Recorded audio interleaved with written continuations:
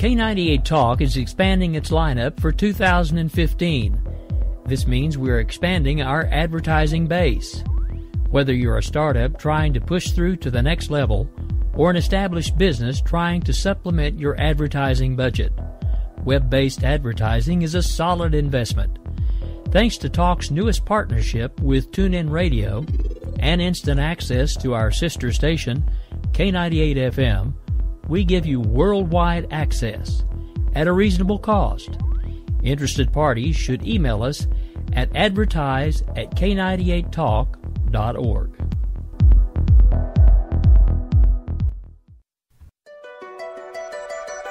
The leader in talk radio on the Internet, right here on K98 Talk and the Spark Radio Network. In these uncertain economic times, you've got to do whatever you can to save money. One of our biggest expenses can be our cars, especially when unexpected repair bills hit. Not anymore. If you own a vehicle with less than 130,000 miles, is less than 12 years old, has a warranty about to expire, or even no warranty at all, you could stop paying for car repairs. Roadside assistance, towing, and rental coverage are all included. Don't wait for the next repair. Make one free call right now to see if you qualify. If your vehicle is less than 12 years old, has less than 130,000 miles, even if it's out of warranty, paying for car repairs can become a thing of the past. Call us right now and get your car protected before your next repair bill hits. Get protection and no more repair bills. Call 800-696-1030. Again, 800-696-1030. That's 800-696-1030. 800-696-1030. Joe had huge problems with the IRS. I knew it was coming. I hadn't filed taxes since 1990. All the IRS letters coming in added up to a nightmare. To get up to like $68,000, my heart started beating fast. It's like, there's no way, man. I mean, I ain't going to be able to do this. Then they stopped his paycheck. So that's when I started making phone calls and found U.S. Tax Shield. U.S. Tax Shield went to work immediately. They just took the bull by the horns. What blew my mind is he called the IRS right then and there. So why is U.S. Tax Shield A+ rated with the Better Business Bureau? Joe knows. They saved me a ridiculous amount of money. If you owe more than $10,000 to the IRS or state, choose the company Joe chose, U.S. Tax Shield. It was the best decision I made. U.S. Tax Shield is the way to go. Life is good. Thank you, Lord. Call 800-471-3287. U.S. Tax Shield. Boo-rah. Yes. 800-471-3287. 800-471-3287.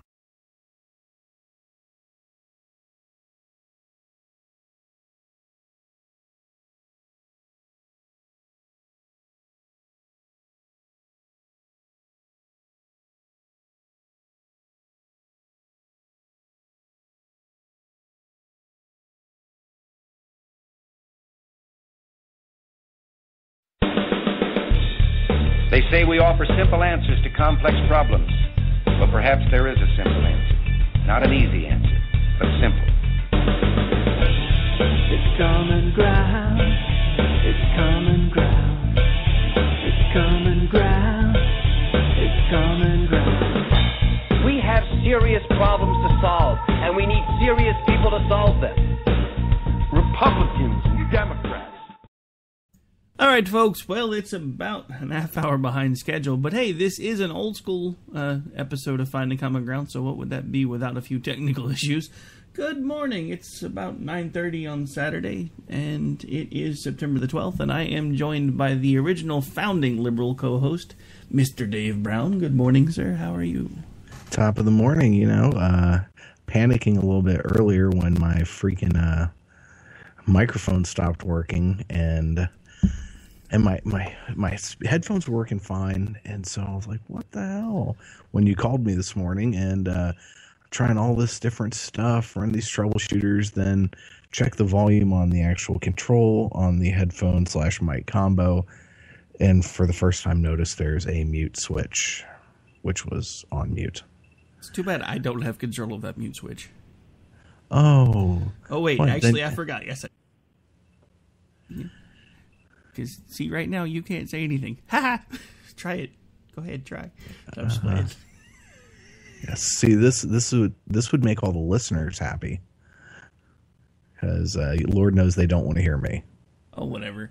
You know, you say that a lot, but your new counterpart, who has assumed your chair the majority of the time, you know, he has his own show that he does on Saturdays, and he is consistently in triple digits. So, obviously, there's a liberal audience somewhere. Not sure where, but... Yeah, see, that's the thing. I'm not saying that there aren't liberals out there. I'm saying no one wants to hear me, specifically. Bryce is, you know, he's cute, he's young, he's energetic and not completely jaded yet. So yeah, of course he's going to have his followers with his, you know, hipster youngins and whatnot. And yeah, they don't want to hear from a curmudgeon old man like me. Then why does Grouchy get really good listeners? Because he's a cranky old conservative, which is what most conservatives tend to be, apparently, that listen to talk radio. No offense, folks. Let me rephrase that. Conservatives love people, apparently, who are angry and scream a lot and very cranky and are polemics. So there you go. The only reason I brought up Grouchy is because you said curmudgeon. You know, I've never met him. I don't even know if I'm friends with him on the Facebook. From everything I've seen on our little group page thing where we communicate, seems like a nice enough dude. He is actually pretty cool. I actually got a chance to meet him in person when we did SRLC 15. He actually made the drive up from Bama and hung out with me for the whole thing. It was pretty awesome. I even got to meet his daughter. Oh, that's cool. He's actually he's actually the final thing that kind of inspired me to lose quite a bit of weight, because when we were talking over social media when we first got to know one another, I saw one of his pictures and he was about like I used to be, pretty heavy. And then I walked past him when we met for the first time because he didn't tell me that he had lost all this weight. I had no idea that he was over 6 feet tall. So I'm like just walking by and he's like, "Hey, where you going?" And I'm like, "Who the fuck are you?" And he's like, "It's me." I was like, "You don't look anything like your picture." He's like, "Yeah, I've lost like 170 some odd pounds in the last 18 months. I was like, "Holy cow." So, wow, that's impressive. Jeez. The interesting, I wish I could lose weight like that. It may not be as hard as you think, because I haven't even really been trying that hard, and it's actually finally starting to work for me. Even my doctor, after he yelled at me for waiting so long to come see him on this last round of antibiotics and stuff that I'm on, actually had to point out that I have lost quite a bit of weight over the last several months. And all I really did was and I still eat kind of what I want occasionally, but I will usually eat less for dinner and usually try to eat salad 2 or 3 times a week. And then kind of eat whatever I want for breakfast. And then doing that, I have, since May, lost almost 20 pounds. Wow, that's awesome. Have you been, like, cutting out carbs and stuff? Not eating as much bread and all that kind of stuff? A lot less bread, which is hard for me. I love bread. Yeah.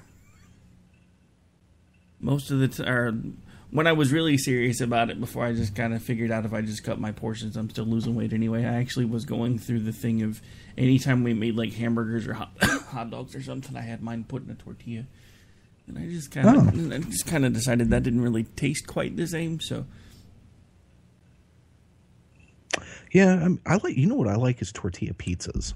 Sometimes I'll take like fajita sized tortillas, which is what we normally get for like soft tacos, and I'll toast that, and then I put spaghetti sauce or pizza sauce or whatever sauce I have, and then on one side of it I'll put like all my cheeses, on the other side I'll put like all my ingredients, because I'm a supreme pizza person, so I put all sorts of stuff on there, throw that back in the toaster oven, cook that for a while, and then fold it over and cut it in half so it's like a quesadilla pizza. That's pretty yummy stuff. Okay, see, I haven't had breakfast yet. We need to stop talking about food. I know, I haven't either. I'm getting really hungry. I have a hankering for Nutter Butters for some reason. You said hankering. I did. So let's, has this been a big news week? Because last week I was inundated with wrestling news, and it was just hard to keep up with everything. And this week I just, I know there was the anniversary of 9/11. 14 years later, and we had the continuing debacles of a lady in Kentucky who is just poor thing, unfortunate looking, bless her heart, that is getting her 15 minutes of fame for not doing her job, basically. And then what else we've got? We've got an Iran deal that people are having conniption fits about, which admittedly I know almost nothing about. And so anything else going on in the news? Biggest thing to keep in mind with the Iran deal is basically we're giving them everything they want and getting absolutely nothing in return, which is not a deal.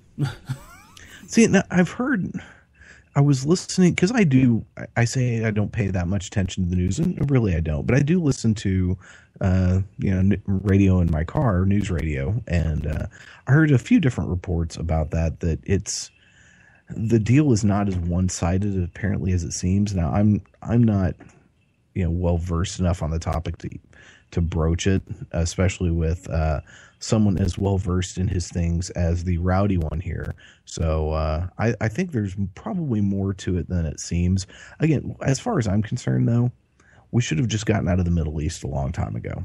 We should close up shop, close everything, tell our businesses you can't do business with these people anymore, with the exception of probably Israel, and just walk away, take all of our troops, pull them all out, say, okay, you guys hate us so much for all the things that have happened in your neck of the woods, much of which we, admittedly, the United States government did have a hand in during the Cold War, so sorry about that, but we're out now.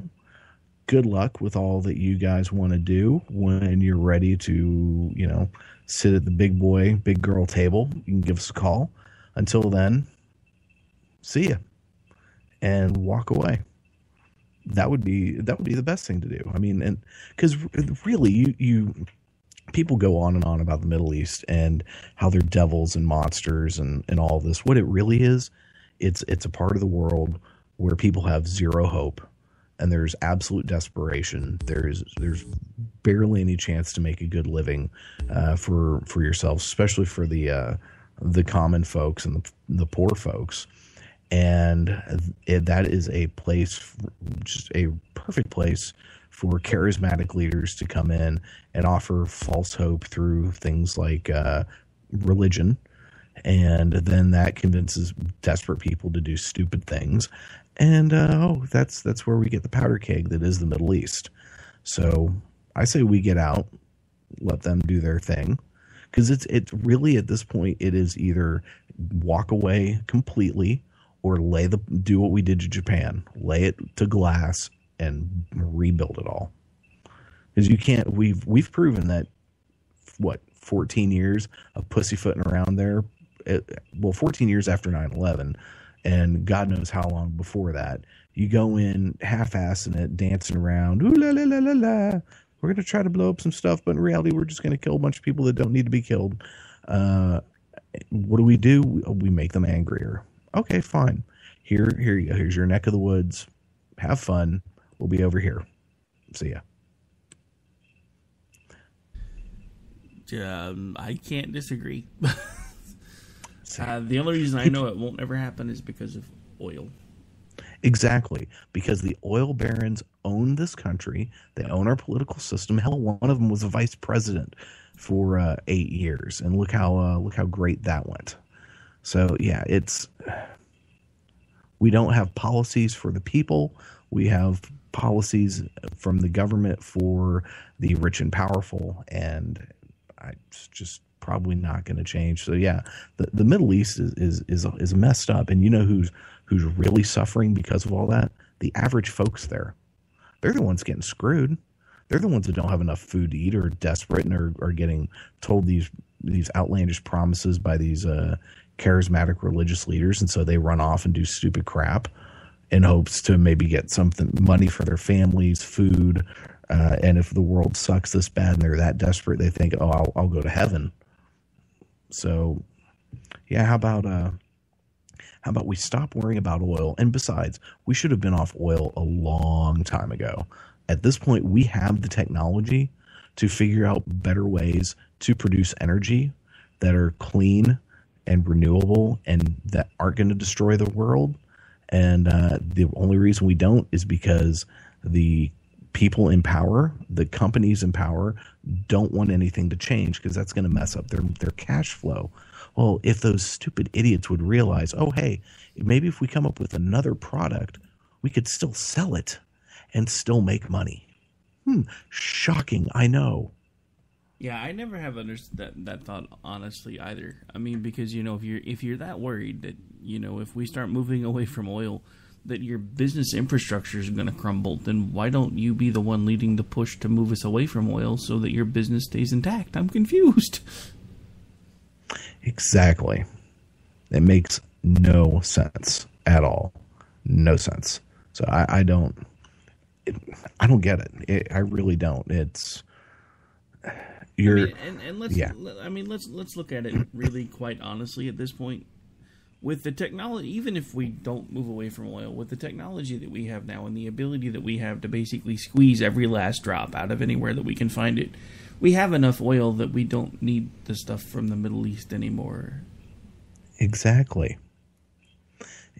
Just even if we can't get enough of it from our own sources right now, there's a country to our north that has a butt ton of it. There's some countries to our south. They might be a little kooky, but they're not jumping in airplanes and ramming them into our buildings.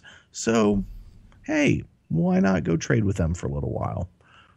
Makes a lot more sense to me. Yeah, hell, there's even a crazy ex-KGB agent across the pond. I'd almost rather give him our money at this point, even if just temporary. Yeah, I don't know about that, because some of the things that he's doing that are starting to come to light have me concerned that he may wind up being much worse than the Middle East by the time this is all said and done. But that's it's entirely possible. He's a scary dude.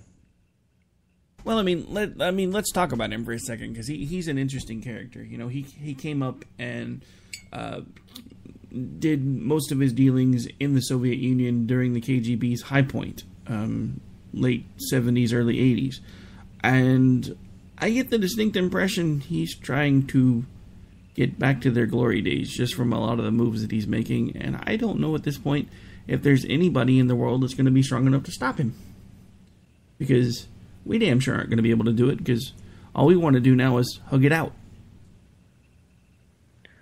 Okay, so you could not hear my eye roll just then, but if one, I don't think there's going to be a military conflict between the United States and Russia, because it would just mutual destruction is what it would boil down to.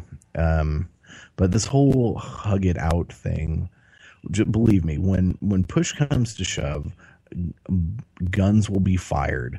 Just look, Obama has already proved. He came in, he was like, we're going to end all the wars in Iraq and in the Middle East. What's he done? Double down on it. He's put more troops out there, and he needs, just like everyone else who's been there, he needs to shit or get off the pot. Make up your mind, one thing or the other, man.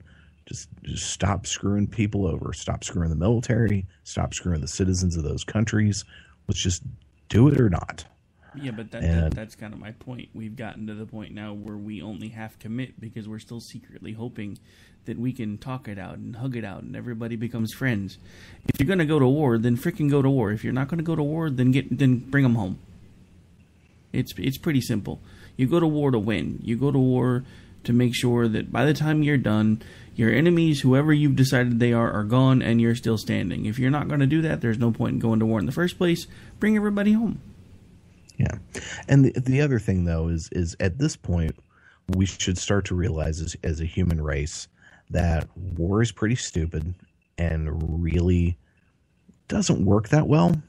And it's so much of what's going on in the Middle East should have been handled as basically like with special forces as police actions.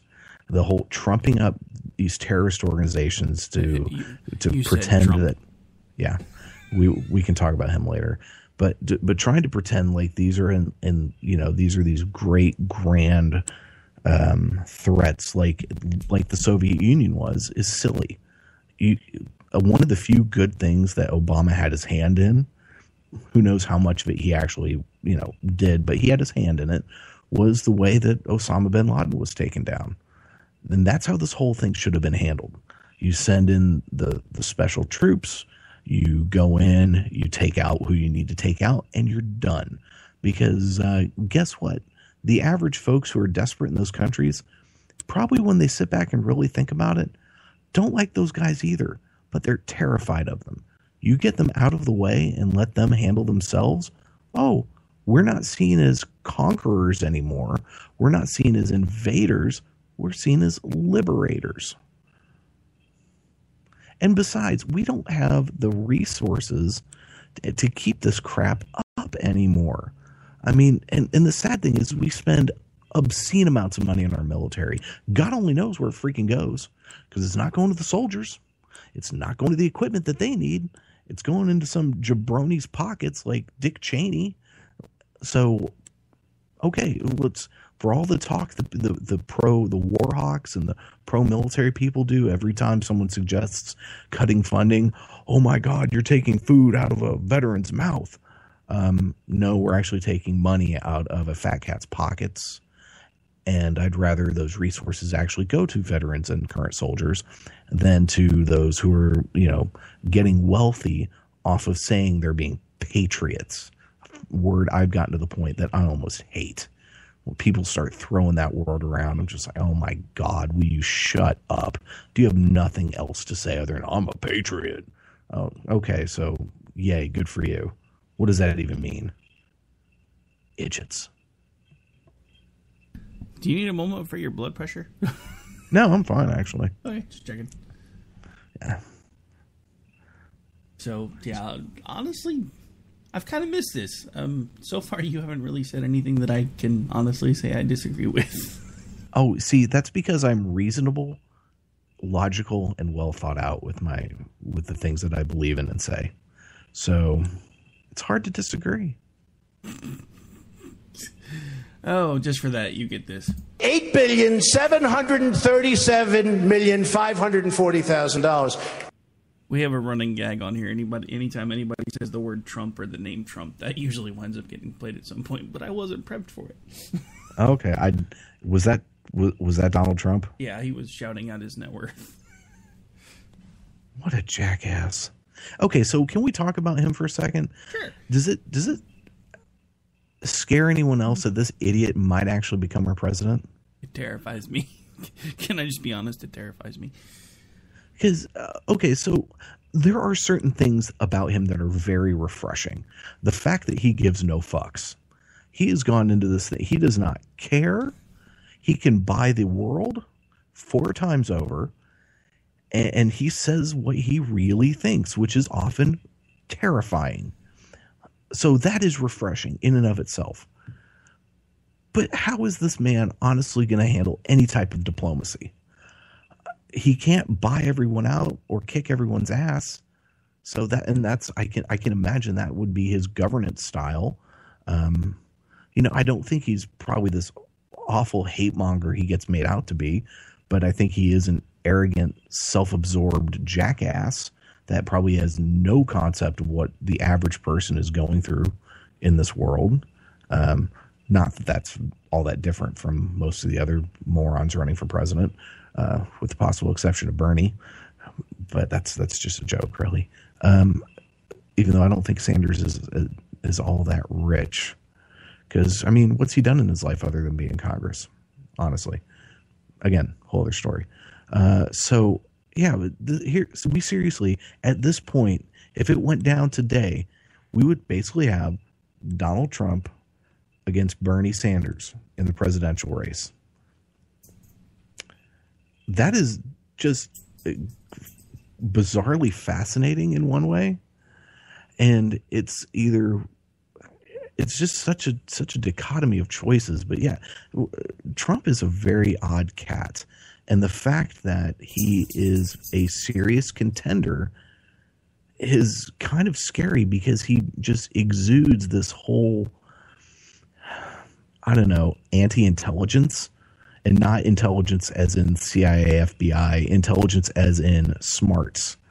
He comes off as extremely anti-intellectual.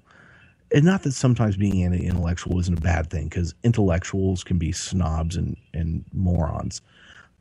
But this fact that this whole air of, it's like everything that's bad with America is bottled in Donald Trump and personified. And that's like if it's almost Idiocracy come to life, even though I haven't seen that movie, but I know what it's about. He frightens me. Not like Mike Huckabee frightens me, because I see Mike Huckabee, I'm like, oh my God, this guy's going to turn us into a theocratic, or going to try to turn us into a theocratic Christian state, and that scares me to death, because no government should be a theocracy ever. I don't care what the religion is. Theocracy is bad. Yes, Vatican, I'm talking to you. Okay, so back to the Trump Meister for a second. Some things that I've noticed that are really double standardish when it comes to the Trump supporters, because you know how Obama gets ripped anytime he made an appearance with David Letterman, or back when it was what the hell, I've forgotten his name, the dude with the chin, Jay Leno. Yeah. You know, he sucked. Well, no, but I mean, anytime Obama went on a talk show, it was, oh my God, I can't believe we have a presidential candidate who's running around like he thinks he's a rock star. Now Donald Trump's doing it, and everybody's like, oh, this is awesome. Donald Trump is so funny. Look at how he was on with Jimmy Fallon. I'm like, really? So it's okay now that it's your guy? What the hell? Yeah, see, that's the both sides of the political spectrum here in the United States, the standard left and right dichotomy, are filled with hypocrites. People that will, on the one hand, scream against something if their party is not in power, but as soon as their party's in power and behaving the same way, oh, it's okay, or they become amazingly silent. Republicans do it, Democrats do it, and it all makes me want to vomit. Because if it wasn't cool for, person A to do it, then it's still not cool for person B to do it. It's just like, oh, okay, so you don't like being screamed and cussed at and being called bad words. So what do? You turn around and you scream and cuss at people and call them bad words. So if it's good for the goose, then it's good for the gander. You either behave better and try to be a better person, or you shut your pie hole. Simple as that. Yeah, I mean, I don't know. Like I said, the whole thing with Donald Trump terrifies me to begin with, because the simple fact of the matter is, I mean, and there's a running joke that goes around, but it's basically the truth. It's really easy to be an interpreter for the deaf at a Donald Trump rally, because you just stick up both middle fingers and wave them around wildly, because that's basically all he's doing, is telling everybody to F off. He really is. He really is, man. He is. And don't get me wrong, there are parts of that I like, because I'm not an establishment type of guy from either side at this point. But I don't want, the thing that concerns me is, this is basically, this would be a great case study in the fact that Americans are now nothing, or don't really do anything now but base their life choices on reality TV. Because that's exactly what he's turned this presidential election campaign into, is a reality TV show. It's just, instead of it being on one certain channel, it's on every single news station all day, every day. Yeah, it really is. I mean, it's... And other than, he kind of became known, in the 80s and 90s for basically being rich. And then in the 2000s, he became really well known for his stupid shows that he had. And he's treating this thing like it is a reality show, and it's pretty sad. And I've never really watched a whole lot of reality television. I did though start watching, and I'm kind of embarrassed to say this, but I started watching Bachelor in Paradise with my daughter because she loves those shows. She knows they're ridiculous and these people are idiots, but I just happened to we were gonna eat lunch or something, and she asked if I wanted to watch it with her. I was like, okay. And I got sucked in because these people are just such sacks of crap. And I just had to see them get their comeuppance. And I ended up watching the entire rest of the season. So yeah, it's reality TV is a bizarre thing, but that's exactly what Donald Trump has done. He has turned this into a reality television show. And I don't know how serious he really is about being president. I mean, there's a part of me that thinks he's just like, well, what else am I going to do? Because really, at this point, what else is he going to do? He is richer than God. He can buy whatever and whoever he wants for the most part. So what's left? Hell, might as well be president. Yeah, I don't know. I mean, I don't know. The only thing that scares me again with this is he's tapped into all this anger. And that's what he feeds every day. I mean, and because I was flipping through news channels again, like I always do this morning before we ever do the shows. I always try to, usually I'll spend a few minutes on each one. Well, I landed back on Fox News and just in time to catch him on the phone. And he blatantly admitted that a lot of what he says is to entertain the people that are basically the ones that are going to vote for him. Because everybody gives him a hard time over some of the stuff that he says because it's so harsh. And he said, hey, look, some of that is just because that's what they expect me to say. And he will blatantly say that on a news show. And the people that are following him don't even catch the fact that he's basically saying, hey, I'm just telling you what you want to hear because you like it. Yeah. I mean, on the one hand, I give the guy props for admitting that and not trying to just play up like, this is something I wholeheartedly believe. Because really, I mean, what politician hasn't done that kind of thing, honestly? But yeah, on the other hand, it's scary that we've gotten to that point. Though, I mean, really, we've been there for a long time. Didn't John Kerry and George Bush do the same thing without saying that they're doing it? Sure as hell, Barack Obama did in 2008. So yeah, it's on the one hand, it's disgusting. On the other hand, it's like, oh, and we're shocked because. Yeah, but I guess the reason that it concerns me and the reason I even brought it up is because we're always hearing all these people that said, man, if I'd have known he was only telling me what I wanted to hear, I would have never voted for him. This guy's basically telling you in the beginning, hey, I'm only telling you what you want to hear, and half of you still want to vote for him anyway. I'm confused. Aren't you the same ones that said if I'd have known, I wouldn't have voted? Well, yeah, and a lot of those people are the same folks that listen to talk radio because they hear what they want to hear. They hear things that, reinforce their preconceived notions. And in a lot of cases, a lot of these hosts are just saying crap to get ratings. And so, well, you listened because you heard what you liked. So, yeah, I mean, people so often follow their preconceptions more so than reason or logic to make their decisions on things. So it's and some issues people grow on. I'd say the gay marriage issue is one where we've seen overall society really,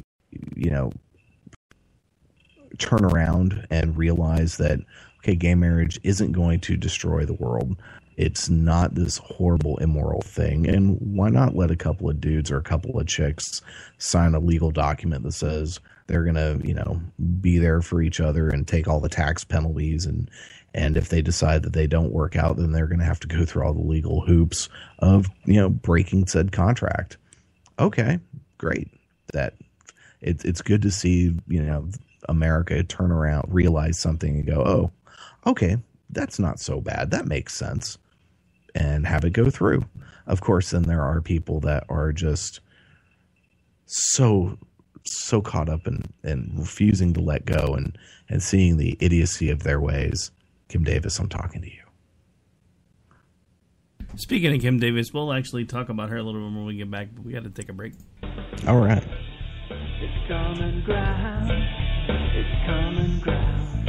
It's common ground. Common ground. It's common ground. You're still live, sir. The internet will never be You're listening to K98Talk.com.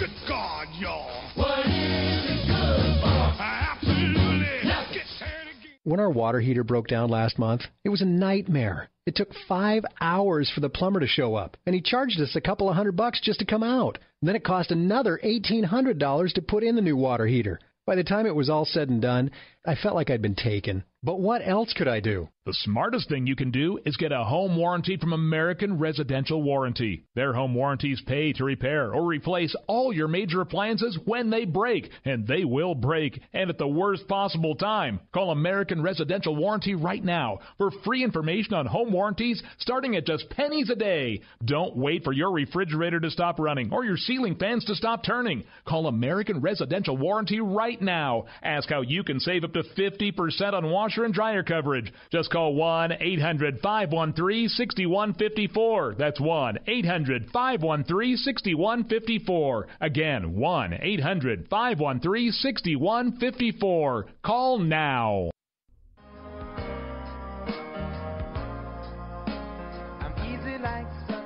Wondering why you're up early with us on a Sunday morning making a cocktail? News lately got you drinking? Hung over from the mainstream media by Sunday?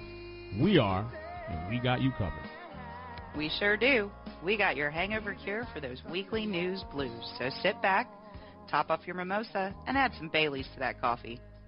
Take a match to your copy of the New York Times. Light, funny, and oh yeah, news with booze. And a lot of laughter. Welcome to Bloody Marys and Broadsheets.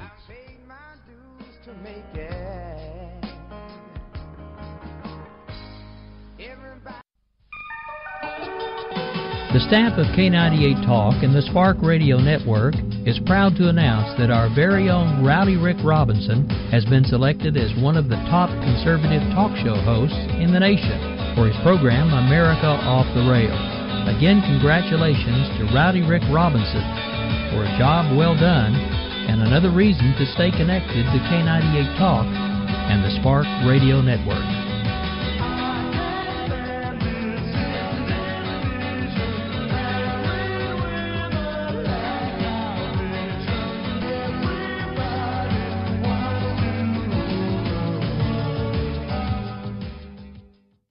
Our military service members volunteer to protect us in the most dangerous places around the world. They step up.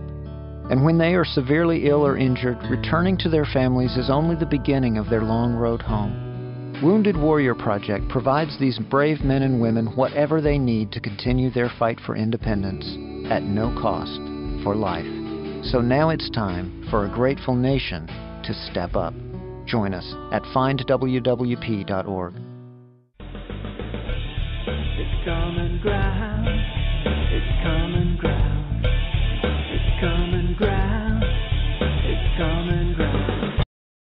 All right, folks, we're back. We're live. We're into the last part of the show at this point. Yeah, I know it's top of the hour. Everybody's really confused, but hey, we got a late start, and I'm the programming director, so I can call an audible when I want to. Bryce's show will still air in its entirety as soon as this show closes.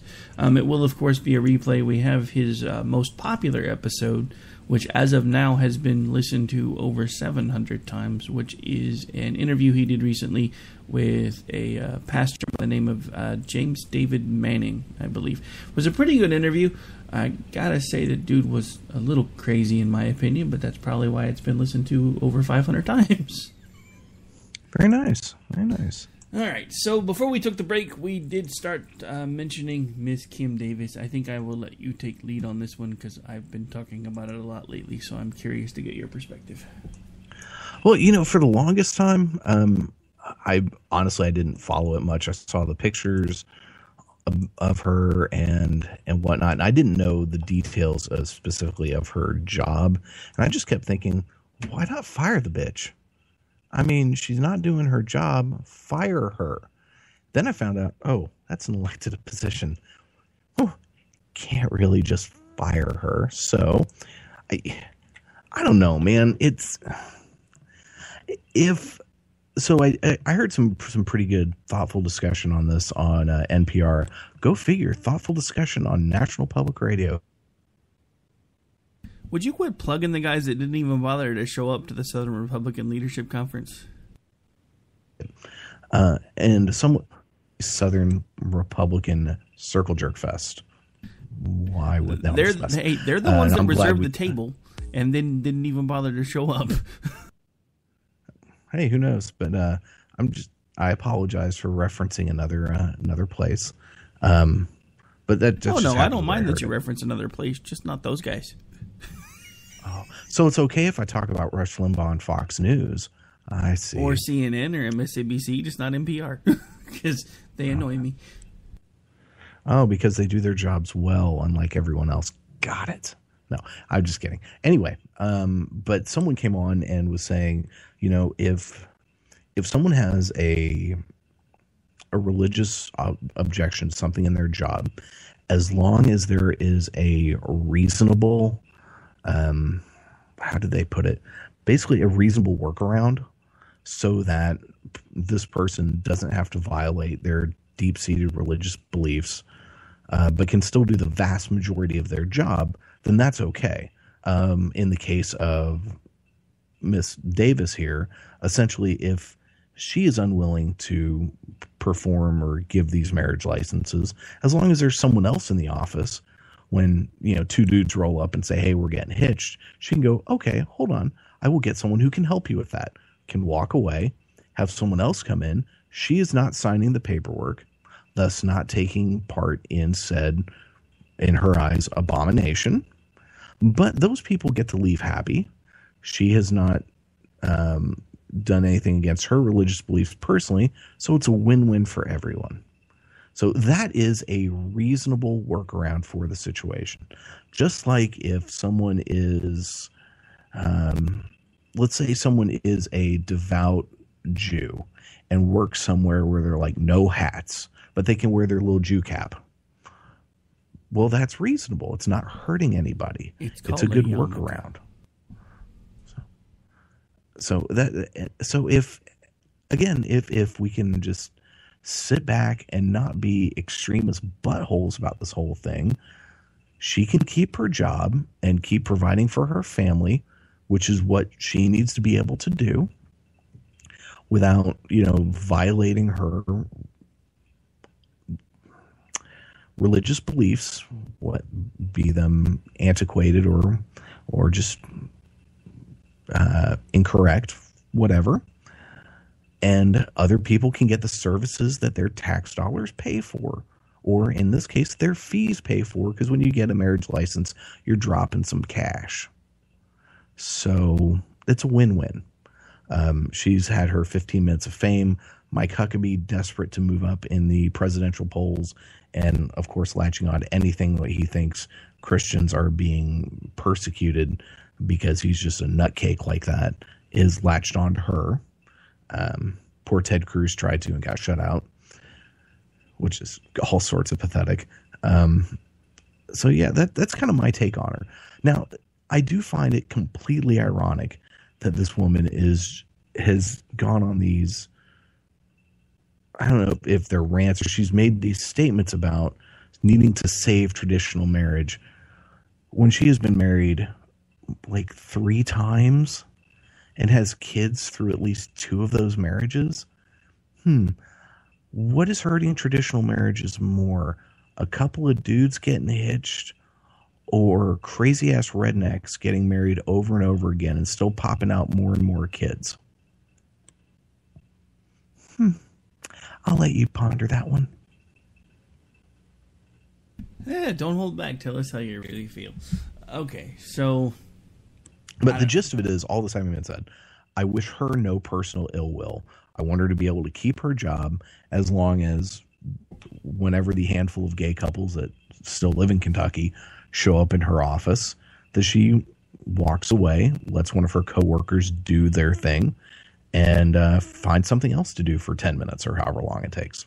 Yeah, I guess my biggest thing with the whole issue that started it all is apparently the people that were starting to go in there to get her attention from her about the fact that she's not willing to sign those licenses weren't even from her county. They drove over specifically to start a problem, basically. At least that's my understanding. Now, I don't condone what she's doing. I understand why she's doing what she's doing, because this was her response when people had said the exact same thing that you just said, which is, why not let somebody in the office who's willing to do it. Eventually, no matter who does it, a stamp with her name still winds up going on the license, which means by default she is approving something that she feels she can't approve. I don't necessarily agree with it. I mean, at this point, I think if she is that diametrically opposed to it, the simple fact of the matter is there are other jobs that she can have. I don't think, because here's my thing, and I've said this to everybody for the longest time, much chagrin to a lot of other conservatives and even other Christians. We are not supposed to hold everybody to our same set of values. The only people that we have the right to judge, according to the scriptures, are other Christians. So unless someone is blatantly telling you, hey, I believe in Jesus and God and everything else that you do, and I'm still out here doing this stupid stuff, those are the people that we're allowed to counsel in private.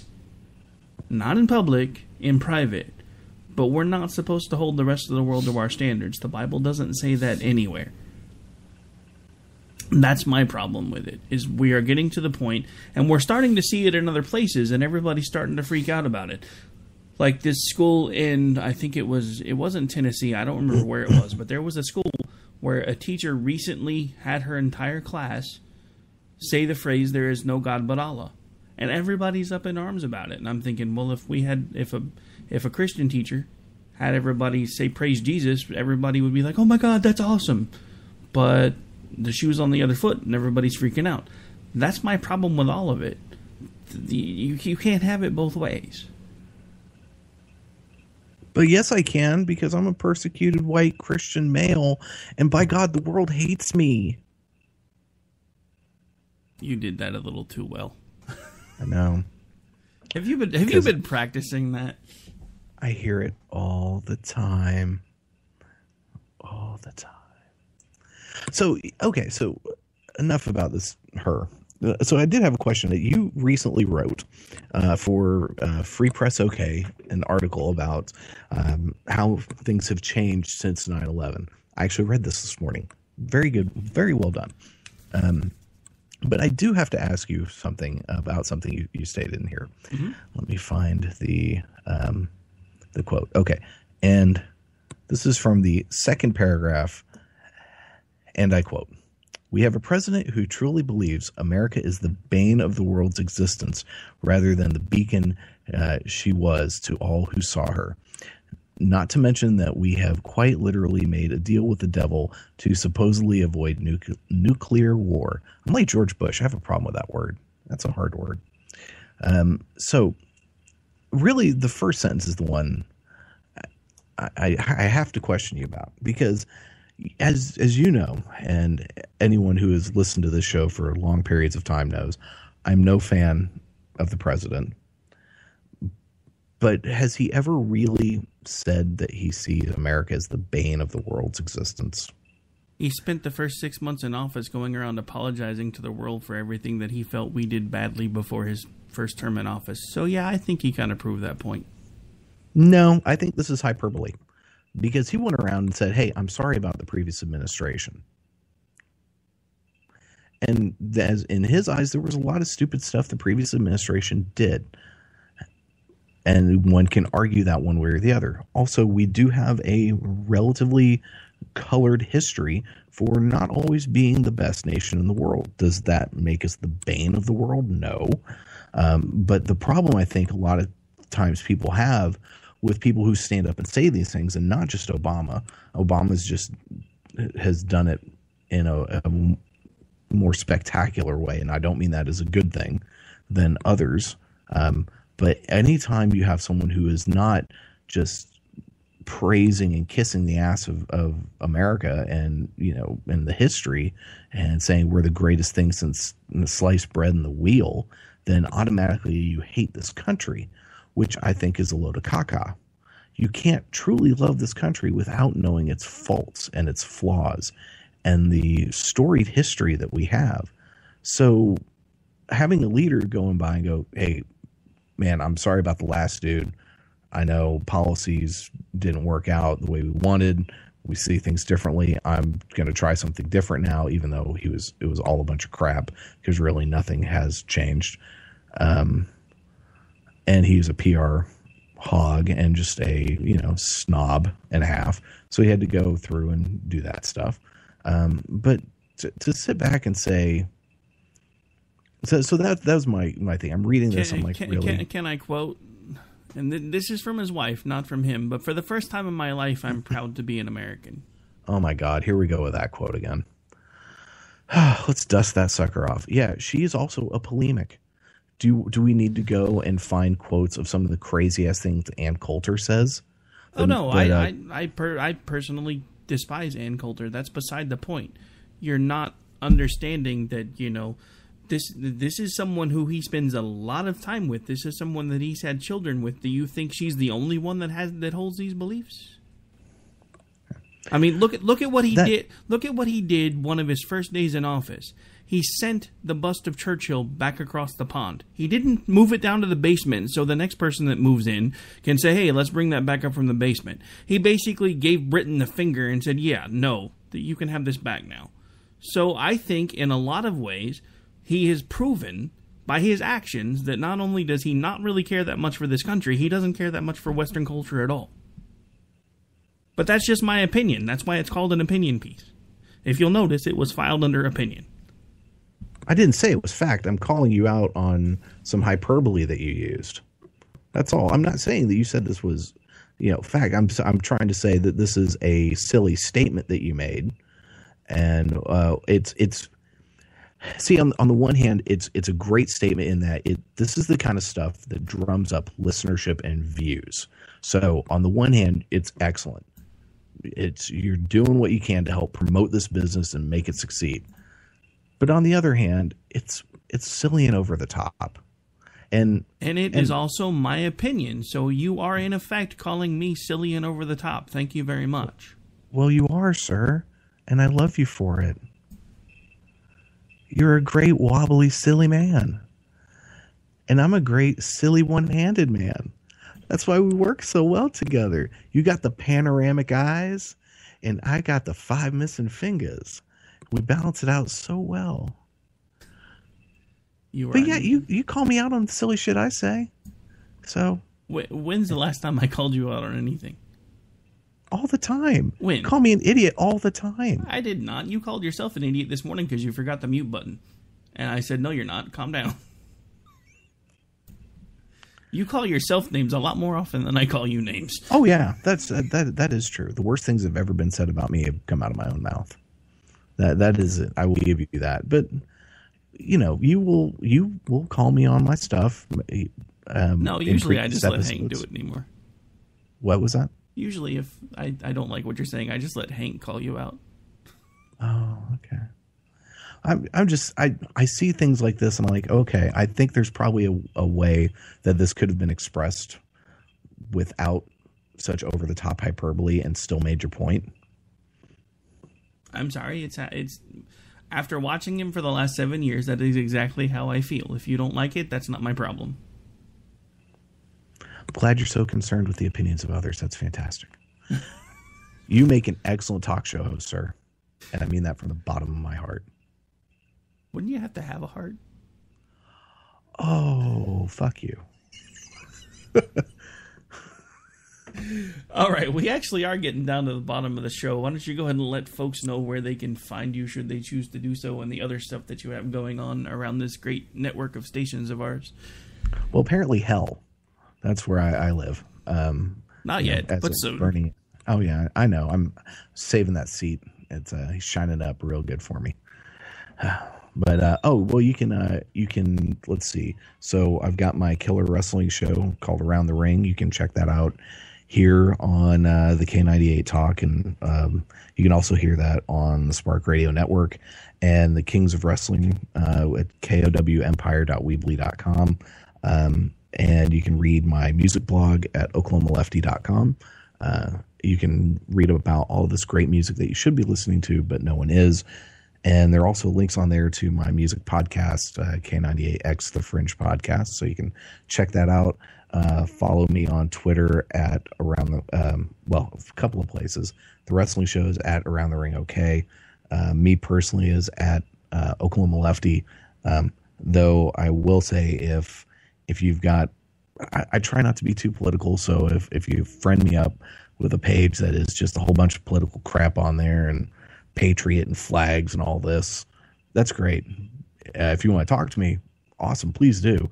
Send me a tweet first, because I may not follow you back until you send me a tweet, and then we can talk.